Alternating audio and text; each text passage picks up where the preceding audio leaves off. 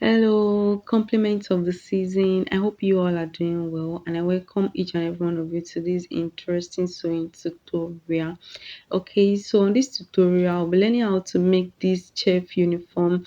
It's not only for a chef, actually, beauticians now make use of this. So let's get started. I'll be making use of this chinos fabric, and we'll be starting with the pattern drafting. So the very first thing I'm going to do is to roll out a straight line, which is also going to be my starting line.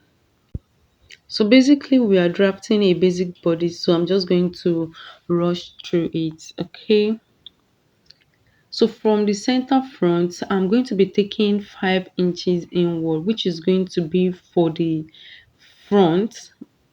As we move forward, you are going to understand what I'm trying to do here. Okay, just measure 5 inches and you can decide to work with 4 inches. That depends on how wide you want it to be. Okay, so after drawing that into a straight line right from the shoulder line, I'll take my client's shoulder to bust measurement, which is 10 inches, shoulder to waist inches of 15 inches, and the full length of this top is going to be 30 inches, but this paper is actually 24 inches. So when I'm cutting on the fabric, I will extend it by 6 inches. I hope you understand that. So all of this line, go ahead, roll it into a straight line and label it. Okay, so on the shoulder line, I'll be taking a shoulder to shoulder measurement, which is 15 inches divided by 2 is 7.5 inches.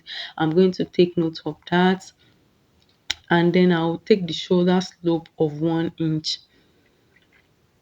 And for this pattern, I'll be drafting both the front and the back together. So the neck width I'm working with is 3.5 inches, and for the back neck depth, I'll be working with 1 inch.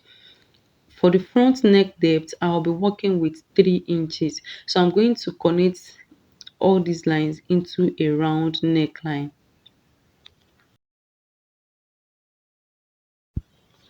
Alright, after that is done, I'm going to connect the shoulder slope into the neck width. So the next thing I'm going to do is to come down by that shoulder slope by 7.5 inches and roll it into a straight line. How did I get that? You divide your client round bust measurement by 6 and then you add 1.5 inches to that. Okay, so on that line, I'm going to divide that line into two. So whatever you get, you're going to mark it. Now I said we are drafting both the front and the back together. Okay, so this extension of 0.5 inches that I'm making for the armhole is going to be for the front. Okay, so on the waistline, on the chest line, I'll be taking a round bust measurement divided by 4 plus 1.5 inches. Okay, so that's 9 inches plus 1.5 inches, making 10.5 inches. So I'm going to connect that into the armhole. So the one with the 0.5 extension is going to be for the front, while the one that is just connected to the straight line is going to be for the back armhole. I hope we understand. Just look at what I'm doing if you don't get what I'm saying. Okay, so that same measurement that I have on the chest line, I'm going to use it on the bust line as well. So going to the waistline, I'm going to take a round waist measurement divided by 4, then I'll add 2 inches to it. The reason I'm using 2 inches sewing allowance is because I don't want it to be too curvy. Okay, and on the full length of the top, I'm going to take a round hip measurement divided by 4, which is 10 plus 1.5 inches sewing allowance.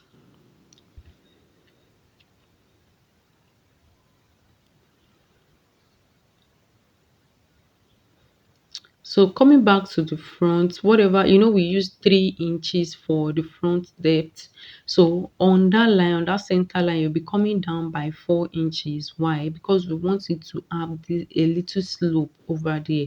So I'm just going to take my ruler and connect the front neckline to that slope that I'm making just now. Okay, I hope we understand. So we are done with this pattern drafting. Next thing I'm going to do is just to make sure that I have a clean curve over there, and then I'll be cutting it out.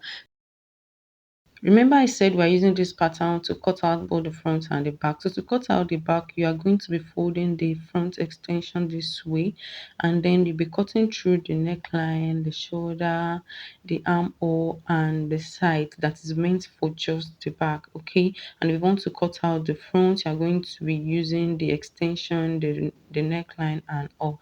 Okay, so what we're going to do right now is just to place the pattern on the fabric, and then when you are folding your fabric for the back, make sure you are cutting it on fold. And also for the length, you're going to be extending it by 6 inches. Remember, the full length of this top should be 30 inches. So you just cut out through the neckline, the armhole, and the sides. Okay, so we are going to place this aside and open the pattern paper. Okay, so when you open the pattern paper, you are going to be cutting out the neckline. You can see what I'm doing, right? You cut out the neckline, you place it on the fabric, and you begin to cut from the extension. You're going to be folding this. You are going to be cutting this on fold too. Okay, it doesn't have to be on fold, but just remember to cut out two pieces of this for the right and the back. So if your fabric is on fold, you cut it open on the center front, just like you can see me doing. So when you are done cutting, the next thing that you have to do is to cut out a lining if the fabric you're making use of is not so thick. But for me, I'm making use of a chinos fabric, and we all know that chinos fabric are very thick. So what I'm going to do is just to cut out a facing for the front extension, that place, the extension that is going to carry the button and the buttonhole. I hope you understand. So I've gone ahead to cut out the extension, and I made it 0.5 inches wider because that's what I'll be using to stitch it when I'm done. Okay, so so go ahead and open up the right and left side of the front piece and lay the facing on it, making sure that right side is facing right side on both sides. Okay, so when you are done, right now I'll be introducing our bias, and whatever bias you're making use of should be of different colors. Make sure that you are using a contrasting color of bias. So for this, I'll be making use of orange bias. So for this bias, it is going to be in between um the main piece of the fabric and the facing. Okay, so what you are going to do is that you are going to iron this out. Make sure you iron out the bias, even though I didn't iron mine, but it's going to be more easier if you iron it out, and then you're going to fold it into two. I believe you can see what I'm doing right here. Go ahead and fold it into two, and then you are going to be placing it in between the main fabric and the facing. I hope you understand what I'm trying to do. So if you check the picture on the thumbnail, it's actually started from the neckline, from that extension that we had, from the 5 inches extension that we added down to the center front like that. I hope you understand. But because I want it to be easy, I want us to understand. I'm going to start right from this side, and then I'm just going to sew it down like that. So I'm going to take us to the sewing machine so that you can have a full understanding of what I'm trying to do. All right, just like I said earlier, make sure you iron out the bias. After ironing, then you fold it into two and you place it in between the main fabric and the facing. So the open side of the bias is going to be facing you. I hope you understand that. While the closed part is going to be inside, in between the main fabric and the facing. Then you begin to sew slowly. Okay, so you are going to be taking this process slowly. I didn't iron out mine, so it was a bit, it took my time a little bit. Okay, so to avoid that, just make sure you iron it out, then you begin to sew. So you sew from the neckline area till you get to the full length of the top. Okay, so after I was done sewing, this is what I have. You can see that the color is popping. I really love this orange and yellow combination. It's so nice. So the next thing we are going to do is to work on the neckline. Okay, so the same way you open up your bias and fold it is the same way you are going to be folding it this way, but you're not just going to be folding it like that. What you are going to do on this part of the yellow fabric of the facing is that you are going to be folding half of an inch. It is that half of an inch that you'll be using to turn it when you are done, that you'll be stitching inside. Okay, so go ahead and repeat the same process and let's see.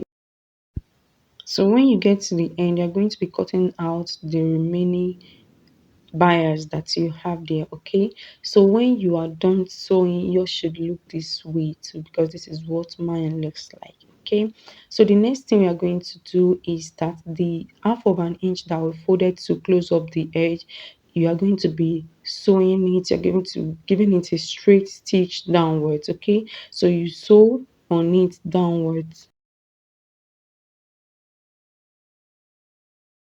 So after sewing, this is what I have. Remember, we only did this for just one side. So you go ahead and repeat the same process for this other side as well.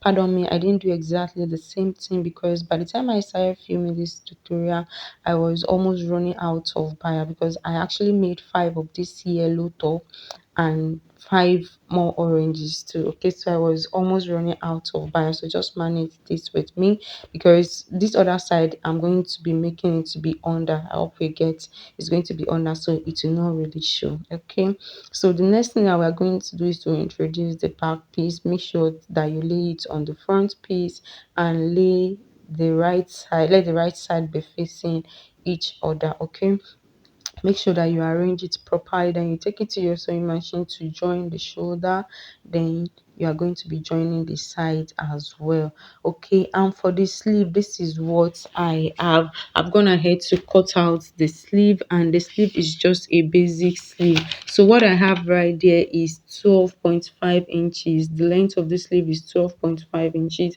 It is meant to be 10 inches, but I'm going to be folding it in with 2 inches, and then I'll use the remaining half of an inch to join it together.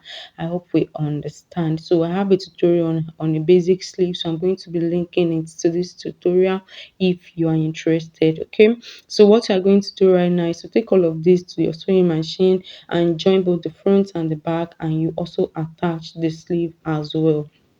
So after I was done, this is what I have. You can see that this top is already taking shape. So if at this point you've not subscribed to this channel, kindly do that right now. Okay, and please don't forget to put on your notification bell so you can get notified whenever we post new content. So on this front piece, you can see that that part that I wanted it to have a slope, you can see that it's really showing. Okay, so right now for us to attach our collar, you're going to measure around the part that we've not sewn. Okay, you know the extension that we added, you're not going to be measuring that part, so go ahead and measure whatever you have right there. Okay, so mine is actually 18.5, so I'll be using this paper to cut out the collar. Okay, so 18.5 inches, whatever you have there, after measuring yours, you're going to divide it into two. So this little paper that I have right here is on fold, so make sure that your paper is also on fold. Okay, so I divided the 18.5 inches into two, and I'm going to be marking exactly what I have. Go ahead and add extra 0.5 inches to it, so that is going to be what you'll be using to join. I hope you understand. So you mark that, and then you rule a straight line upwards. So on the center fold, you are going to be determining the length, the height rather, the height of your collar. Okay, so I'm actually working with 2 inches because I'll be using half of an inch to join it upwards, and then half of an inch to join it up downwards too. So at the end of the day, I'm going to be left with 1 inch collar, which is actually better. Okay, so because we don't want our collar to be just straight, on this other end you are going to mark half of an inch, and then you connect it to the center front, just like you can see me doing. And when you are done, you're going to be measuring the exact 2 inches that you will be using for as the height of the collar. I actually made a mistake right there, so I'm trying to correct it. I measured with 1.5 earlier, so I'm going to measure 2 inches. Whatever you mark on the center is what you are going to mark on the side. So go ahead and mark the 2 inches and roll it out. Okay, so according to the picture on the thumbnail, the collar is actually just straight. It was a standing collar, but you can decide to give it a curve. It depends on you. So after cutting it out, if you decide to give it a little curve, just like I said, what you are going to do is to come to the edge this way, then you measure 0.5 inches, and then you curve it upwards this way. Okay, you can see what I have. So go ahead and cut it out. So after I was done cutting, this is what I have, and I've gone ahead to cut it out on my fabric too. So you are going to be cutting out two pieces of this, and just like we did for the top, what you are going to do is also to be sewing your bias in between. So when I was done joining, this is what we have. So the next thing that we are going to do is to attach the collar to the top. Okay, so to do that, you're going to be taking one edge of the collar and you're going to be attaching it inwards. I hope you understand what I'm trying to say. You're going to be attaching it inwards this way. You're going to sew it all around inside. Okay, use your pin to hold it down this way until you get to the other edge. So after you are done doing that, then you take it to your sewing machine and sew it down. So after sewing, you take the other side towards the upper part as well and you fold it for with 0.5 inches and top stitch. I'm sorry, I actually made a clip of what I did, but I kind of lost it. I'm so sorry. And so when you are done attaching your collar, the next thing that you are going to do is to be attaching your buttons as well. So you're going to be fixing your button and then you'll be creating your button holes as well. So for this, you are going to be needing 5 buttons each on each side, which makes it 10. You know, there are two sides. Okay, so you are going to place the buttons. But make sure that you measure it. Make sure you measure it. I'm just showing us how you are going to place it. 5 on one side, 5 on the other side, and the other extension, the one that is inside, is going to be the one that we carry the button. Or I hope you understand what I just said. So go ahead and fix the collar, fix your buttons, create your button hole, and you are literally done with this tutorial. So just like I said earlier that I made the orange too, so you can see that this orange and yellow is also looking so nice. So this is what it looks like without me fixing the button and the button hole, and this is also the yellow as well. I just used pen to hold all of these things and I was not done with it. Okay, just wanted us to see what it looks like. So we have come to the end of this tutorial. Thank you so much for watching. Don't forget to click on the subscription button if you haven't, and don't forget to like. Let me know your opinion as well. So in the comment section, kindly put a comment there. I want to know how you feel about this tutorial. Thank you so much for watching once again. I hope to see you in my next tutorial. Bye.